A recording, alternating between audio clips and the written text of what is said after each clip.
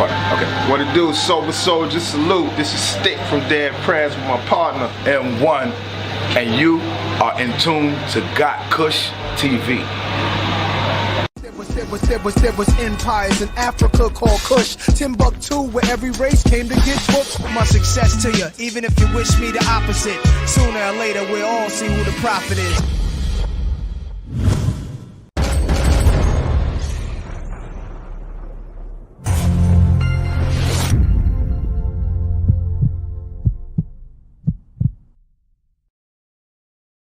Achomi na jele gbojo kwe ni biane nyenko gotkushTV nyeyiradon. My name is Na Jele Gbojo Kwe, and right now you're watching gotkushTV. Thank you.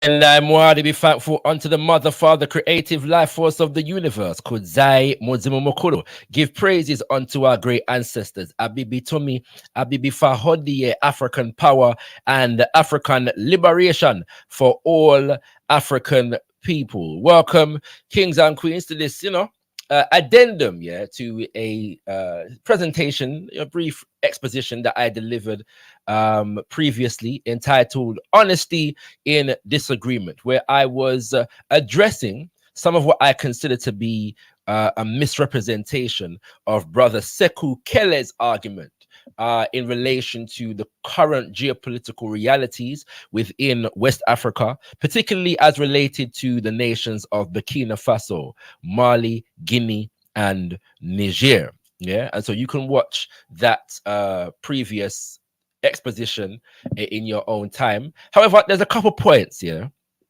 that I neglected to address, and so I'm going to take the opportunity to address them now. All right, and I was addressing this through the video that our brother Reggie did, where he was analyzing Brother Sekou's argument, and I believe that there was a lot of misrepresentation within his presentation, so I took the time to demonstrate that through an analysis of what Brother Reggie said. And so I'm going to address two main points today, and hopefully ones will understand. I want to reiterate that nothing that I say here is intended to insult or denigrate anybody, but to implore us as a people and as a global African community to engage these topics with the seriousness that they deserve, and to refrain from engaging in personal angst and misrepresentation, because I believe it belittles the issue. We do a disservice to our brothers and sisters on the front lines, engaged in these battles on the continent. We do a disservice to our people around the world who need to engage proper analysis and information on the issue, and we do a disservice to ourselves, because whilst we could be engaged in productive political education and organizing, that energy is being deflected and distracted into something else. And so I hope that this humble contribution inspires more of us to engage on the levels of productive creative discourse, political education, and organizing. And with that, let me go back to Brother Reggie's video and address a particular point here that he raised. Now, for context here of what I'm about to play, the conversation began to evolve as Brother Sekou entered the conversation and began to challenge some of what was being said about his position. And other aspects of interaction have been brought into the conversation at this point as well. So previously, earlier in the month of September, September the 15th to be exact, Brother Reggie engaged in a debate with Brother Bobby Banger.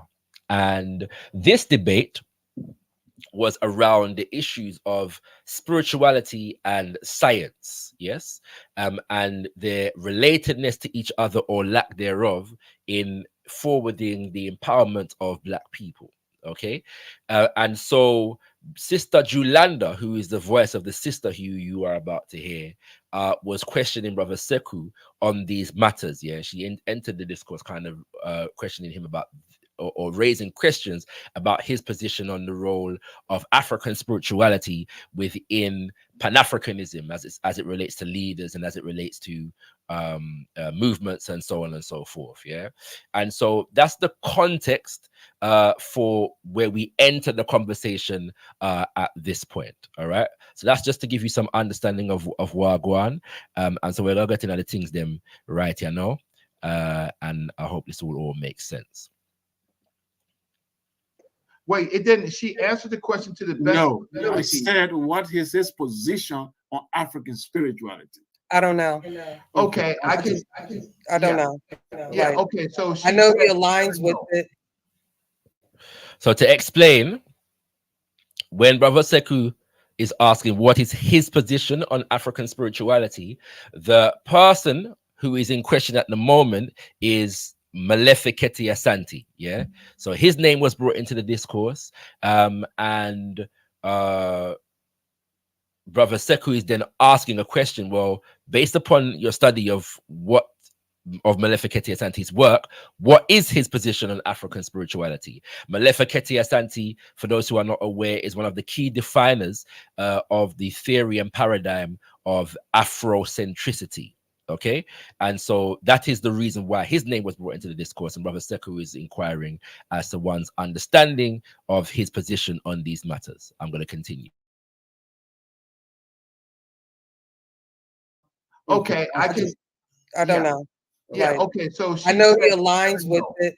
He wrote a book on it, but you know, I don't know. Like I said, I can't speak for him 100% personally. In the Pyramid of Knowledge, his last book, The Pyramid of Knowledge, he clearly stated what he thinks African spirituality. Everybody should go back to it. That's his position. Okay, so here's the reality. You're such a book person. You know everybody by a book, but you don't know them personally, right? So he is first of all, he has his PhD in communications. He doesn't have it in Africana studies, right?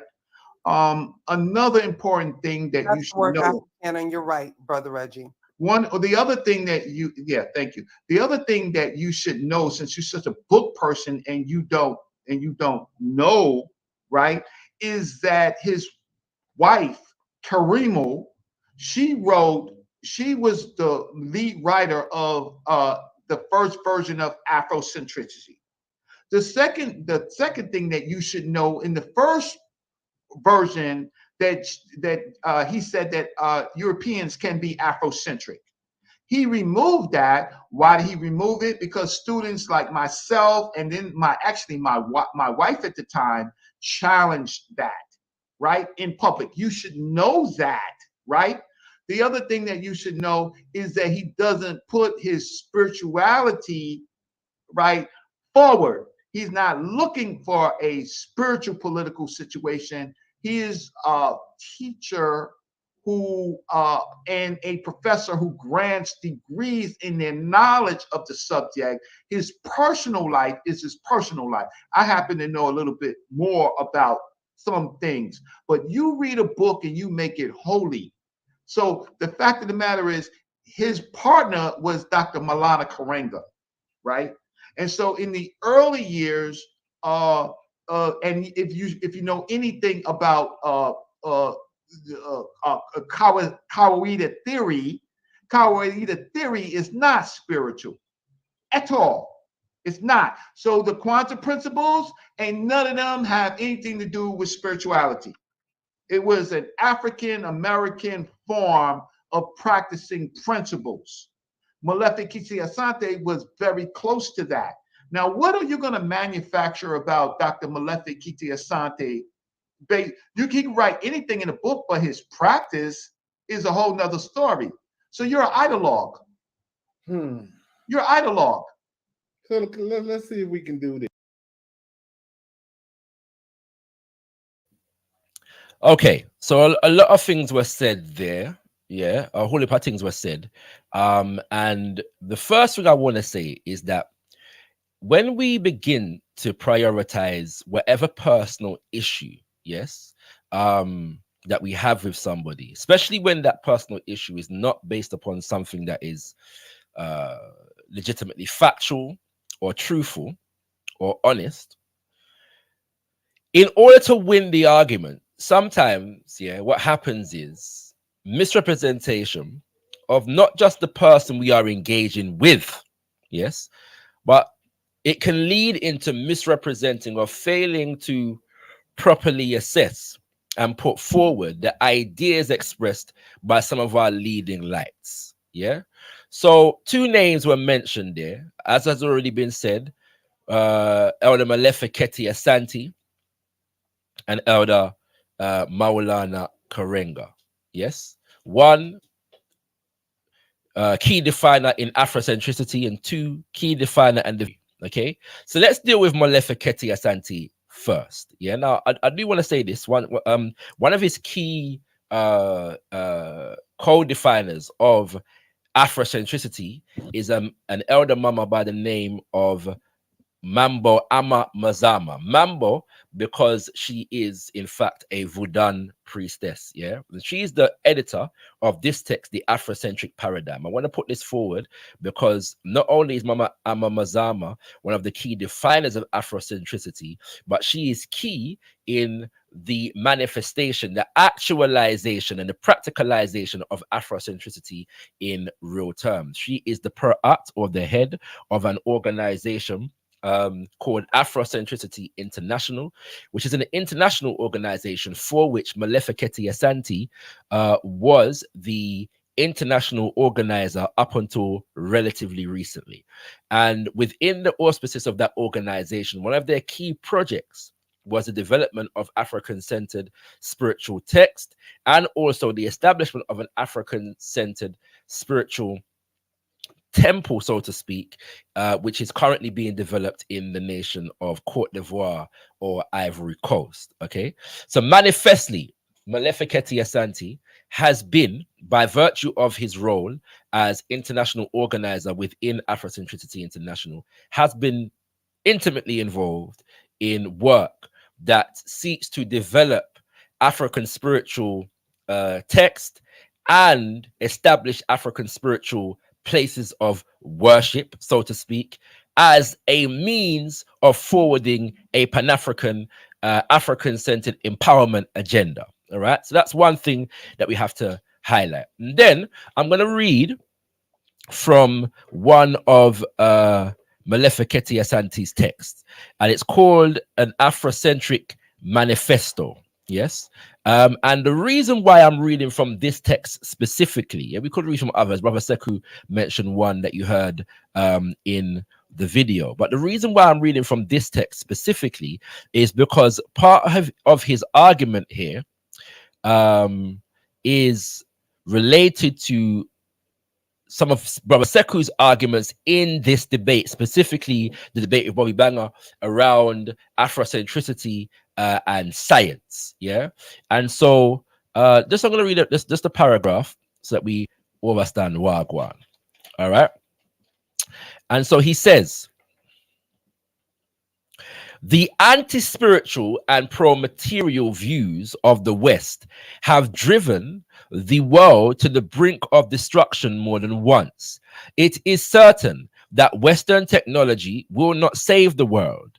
In fact, it may be that technology, along with its new adherents in the East, will hasten the destruction of the world. Hasten the destruction of the world. The corruption of the earth, from the poisoning of the air and water to the killing of innocent people as collateral victims of warfare, attests to the sense of terror that sits at the door of the Western world. Humans have been on the earth less than 300,000 years.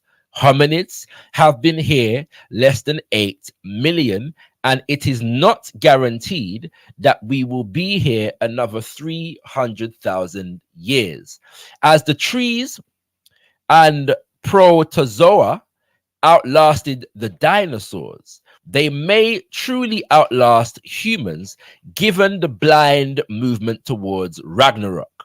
The Afrocentrists cannot abandon ethics to those whose pattern of greed and destruction threaten human annihilation.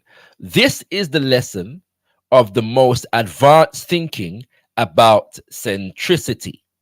Okay, so we see here, yes, again, the opening sentence, the anti-spiritual and pro-material views of the West have driven the world to the brink of destruction more than once. And if you study the work of Malefiketi Asante, you will see that he relates African spiritual systems and knowledge systems and so on to the issue of ethics. Yeah, so when you get to the last sentence, the Afrocentrists cannot abandon ethics to those whose pattern of greed and destruction threaten human annihilation.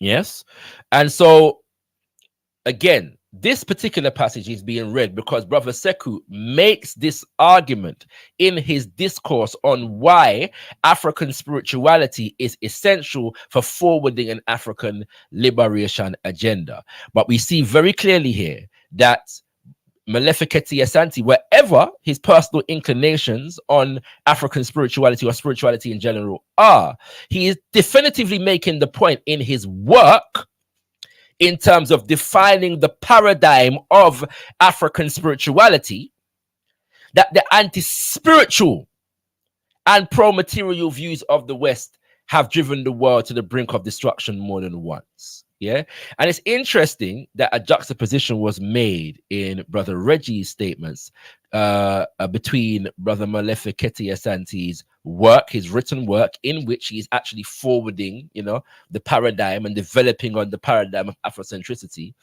and his personal inclinations, as though a personal relationship with Malefiketi Asante is somehow superior to an in-depth study of his work.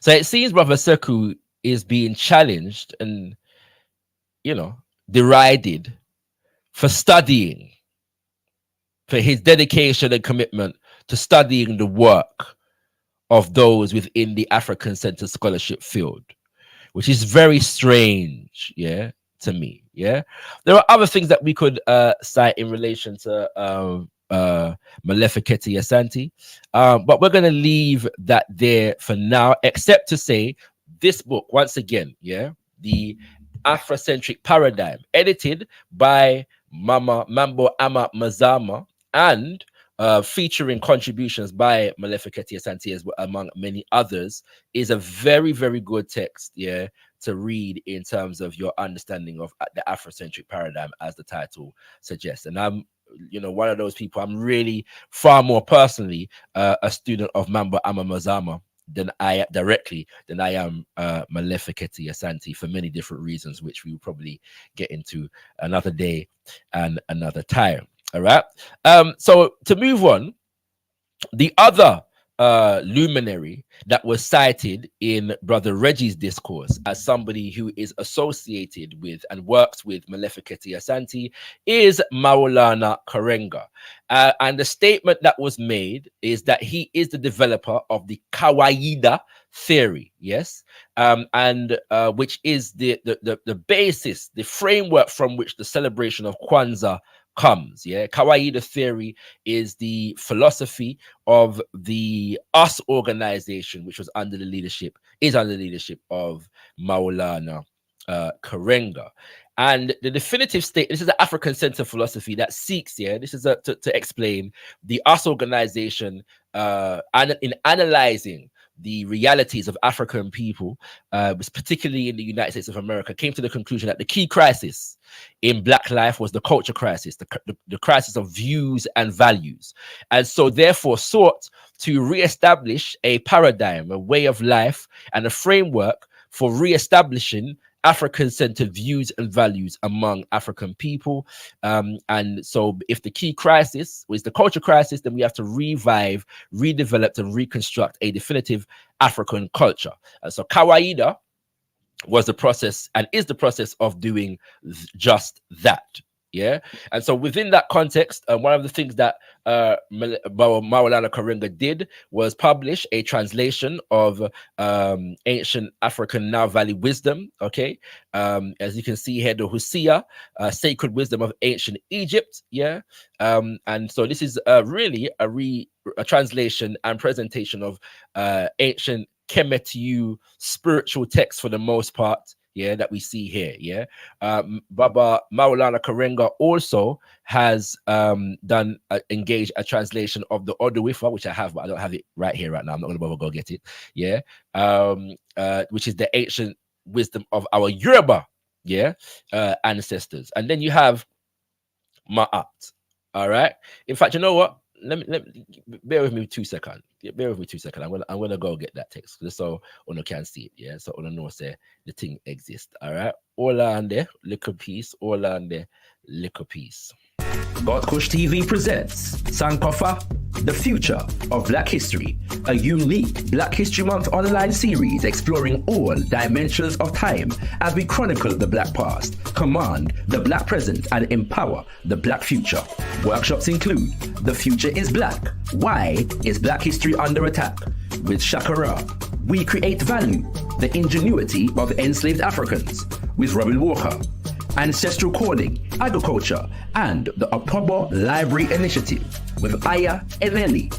Quantum Field Theory as African Heritage with Asar Imhotep. For full information including dates and registration, visit gotkushtv.com. We have made history. We are making history. There is history still to be made. Sankofa, The Future of Black History. A Black History Month series not to be missed. Okay, so here is the Oduifa translation. Yeah, Oduifa. Oh, you can't see the words very clearly. All right, the ethical teachings, translations, and commentary. A Kawaida interpretation, Maulana Karenga, and as you can see, the preface is by Wande Abimbola Awishe Agbaye, yes, who is a Babalawo, okay, a priest in the Isheshe Ifa tradition, and assisted in the translations also. And I was also demonstrating Ma'at, yep, the book, quite an extensive book. Looking at Ma'at, yeah, and as an ethical framework. Okay, so you can see that the relationship between the spiritual systems and the ethical teachings. All right, so this is some of the work of Baba Maulana Karenga. Okay, so what I'm going to do finally for this particular elder is read from a text that he wrote, which is entitled Kawaida Theory and Introductory Outline, yes, by Maulana Karenga. Very difficult to get this nowadays, all right, but it's important, yeah. And so I'm looking at the claim that Kawaida theory is not spiritual at all, yeah. That was the claim that was made by Brother Reggie. And so within this book, for those who have it, on page 27,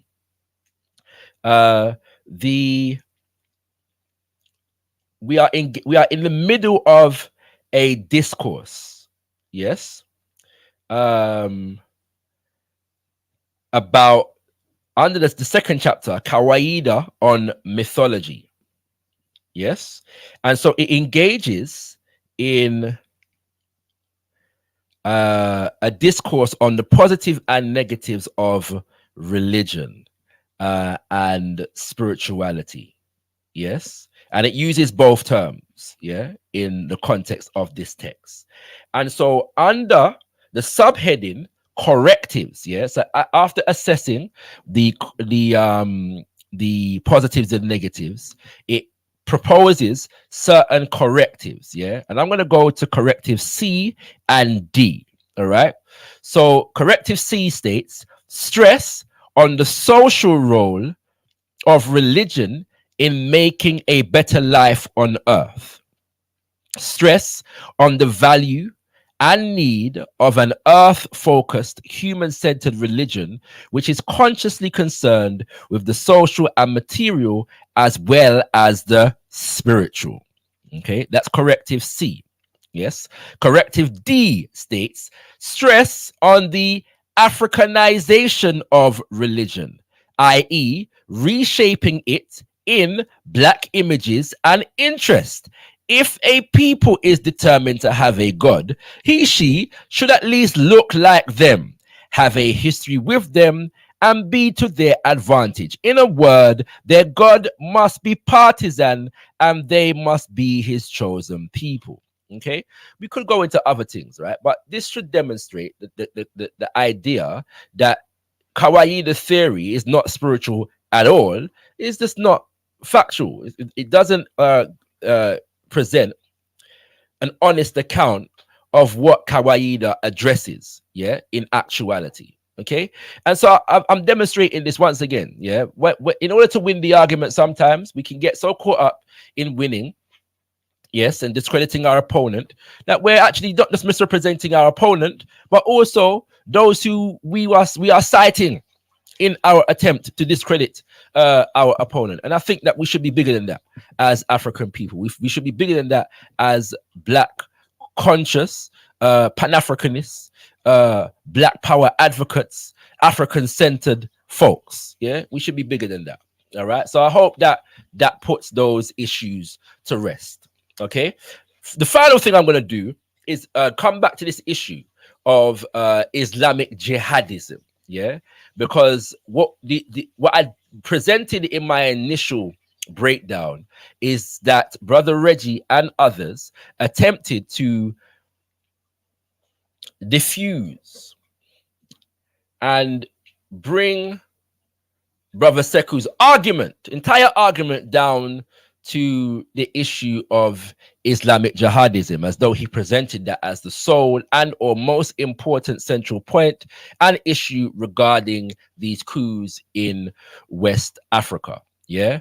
And the interesting aspect of this is that I've seen around this discourse, brothers and sisters who are Muslims, yeah, who are supporting what I consider to be this misrepresentation of Brother Sekou, and in some instances, demonization of Brother Sekou. Yes, and in my humble estimation, and I'm willing to be proven absolutely wrong on what I'm about to say, but in my humble estimation, at least among some of the people in the category that I've just mentioned, are brothers and sisters who are incensed by the fact that Brother Sekou was once a Muslim and has since embraced indigenous African spiritual systems. And so among some, he is considered what is referred to as an apostate. And they seem to take great pleasure in the fact that there are other brothers and sisters coming against him and have no conflict in promoting what are blatant falsehood about the brother, if it supports a general discrediting of him. But their agenda, their personal angst, is the fact that he's no longer a Muslim, and also challenges the supremacy, the presumption of supremacy of Islam and Arabic culture among African people. Having said that, not all brothers and sisters of a Muslim persuasion would engage in that kind of dishonesty. And I just simply wish to demonstrate at this point that the issues that Brother Sekou is raising around the jihadi movements in Mama Africa are not exclusive to Brother Sekou. Okay, there are Muslim brothers and sisters who have similar concerns. And to evidence this, I'm going to cite one of my elders in the Pan-African community over here, who is a Muslim, a man that I have a lot of respect for, and we have our differences and our debates, and whenever I debate him with the utmost respect. And I will go as far as to say, and I've told him this personally, there's never a time when I listen to him and don't learn something from him. And he goes by the name of Uncle Danjuma. Yes. And he has been a Muslim since the 1970s, I do believe. and he's an elder from Trinidad. Yeah, man who knows my father and so on. All right. We are both frequent visitors to a place in the UK called Speaker's Corner. And so in this particular discourse, he is conversing with and in some ways debating another good brother who is Brother Isa, yes, who self-defines as a Salafi. Okay, good brother Isa, another brother who I have a lot of respect for. Unfortunately, our brother is no longer with us on the physical plane, so I, always pay homage to that brother. We had a lot of beautiful discourse as well, even though we disagreed on many things, but we had a very good relationship, and I honor that brother and treasure, yeah, the interactions that we had with each other, yeah. So Brother Isa is now an ancestor, all right? But in this particular conversation, they are discussing the geopolitical, as you can see the title, the geopolitical ramifications of Salafist Islam on Africa and Black people. And you can find this video on the channel Content Over Everything. Once again, the formation of Salafi Islam, geopolitical ramifications of Salafist Islam on Africa and Black people. And I'm going to play a few snippets. I'm not going to play the whole video. I'm going to play a few snippets from the video to outline Uncle Dan Juma's position and discourse and concerns, yes, in relation to this issue. In Africa. And I was looking at this book. Sorry, let me get back to the normal speed. All on there. Forgive me, kings and queens.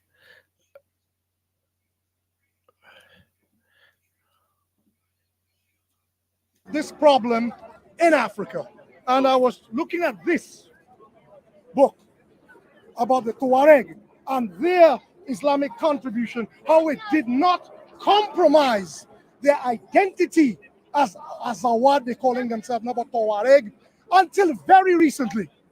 Until very recently, two countries are competing for influence and hegemony in that sub-region, Qatar and Saudi Arabia. It's not just Saudi Arabia anymore. And that's why Qatar has beef with Saudi Arabia.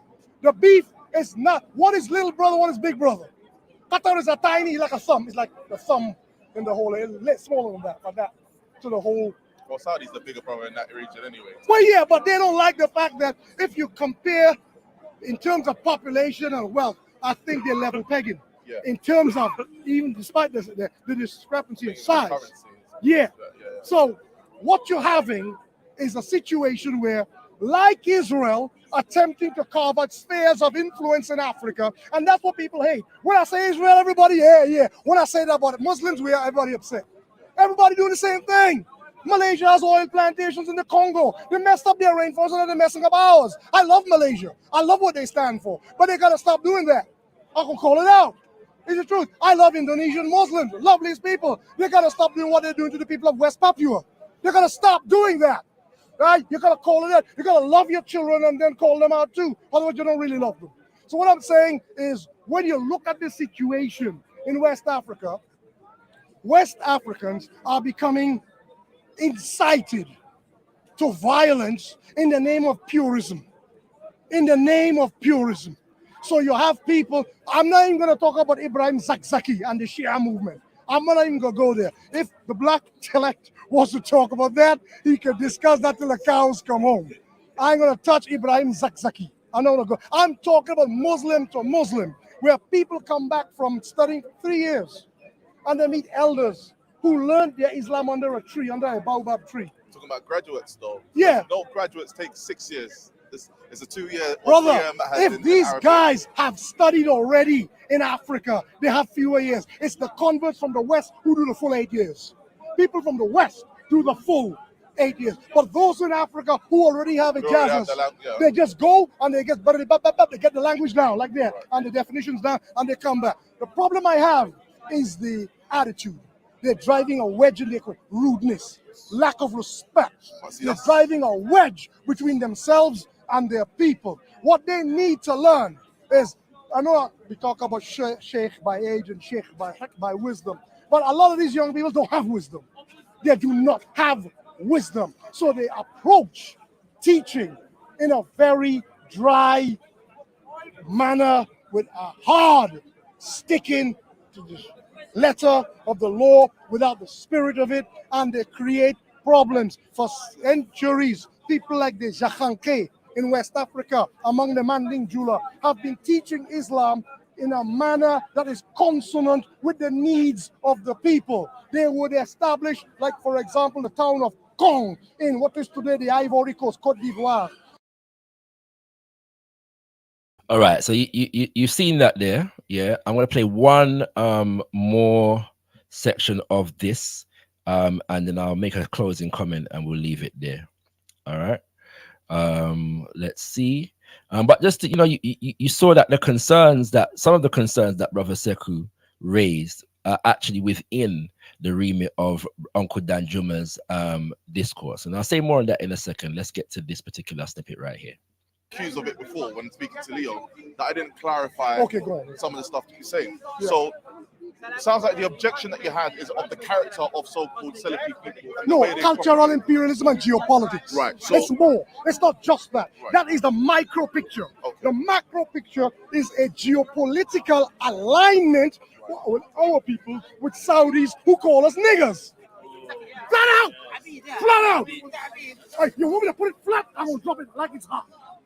I ain't lining up to get my people kindly disposed to any my daughter coming up to say she want to marry some guy whose family call her Negroes. No, no. So then let me try my best effort to debunk that. I myself am a Salafi. I know you are. Right. So that's long enough. You're in trouble. That's my foundation.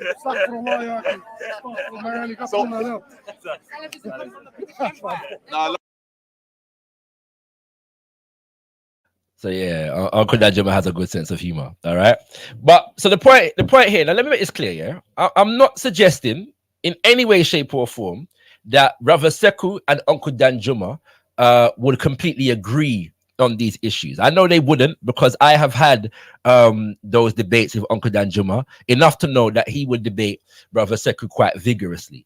The only point I'm making is that some of the concerns that Brother Sekou is raising about the ideology and how it comes about among African people within the Sahel region are concerns for other African Muslims. Yes? So they're not completely irrelevant or fabricated. And it's not the case that nobody else is talking about these issues. Yeah? It's not the case that nobody else is talking about these issues, as evidenced by the fact that even African Muslims who would have an interest in the preservation and the development and the evolution of Islam within Africa are concerned about Africans in the Sahel region relationship to Qatar and Saudi and all of them. And the extent to which, as Uncle Danjuma, to use Uncle Danjuma's words, Africans are being incited to violence out of a geopolitical allegiance to these forces. Yeah. Now, I demonstrated that Brother Sekou, within his discourse, does factor in, yes, the role that Western imperialism, particularly the French and the American, play in the development of the organizations, yes, the institutions that front and forward the jihadist agenda militarily. Okay, he does do that in terms of where them get them gone from and all them thing there. All right, but if you wanted to critique and engage Brother Sekou honestly and constructively, you could put an argument, and it's not say I'm saying necessarily I would necessarily agree with this argument, but it might be justifiable to say, in Brother Sekou's discourse, maybe he doesn't put enough emphasis on the role, yes, the extent of the role of the British and the Americans and the French in particular in fomenting the jihadist ideology and organized forces within Africa. Yeah, that might be a reasonable argument or debate to have with Brother Sekou. That doesn't require you misrepresenting his argument. It doesn't require this reductionist sensibility of, and doesn't require you to negate anything else that he has said. Yeah, and Brother Sekou might respond by saying, "Well, whereas I appreciate that the masses on the ground, yeah, are not interacting with people from America and Britain directly. They are interacting with brothers and sisters who are receiving education and ideas from forces in the Arabian world. You know what I'm saying? And that ideology is creating a social destabilization among the people on the ground. Yeah, he might. I'm just giving an idea of what I think Brother Sekou might say, and he can correct me if I'm not quite correct or lacking nuance there or whatever else. All right. The point I'm making, however, is that that would be a reasonable challenge and a reasonable discussion to have, yes, with Brother Sekou, that doesn't require any misrepresentation, any belittling, any diminishment, yeah, or anything like that. Okay. And so I hope the points have been made clear. I'm going to leave it here, brothers and sisters, except to say once again and reiterate, I would like the spirit of what I am saying to be received in the spirit that I am saying it. I say everything that I am saying in the spirit of African revolutionary love, in the hope that we choose to engage in the spirit of African revolutionary love whilst we are analyzing and debating, and most importantly, supporting and organizing to support the revolutionary actions of our brothers and sisters on the ground in the nations of Burkina Faso, Mali, Guinea, and Niger, as well as French-speaking Africa, as well as Africa as a whole, as well as the African world as a whole. And with that, I say, Tendai Mwadik, be thankful unto the Mother, Father, Creative Life Force of the universe. Kudzai Modzimo Mokolo, give praises unto our great ancestors, Abibi Tumi, Abibi Fahodie, African power and African liberation for all African people. Share, share, share.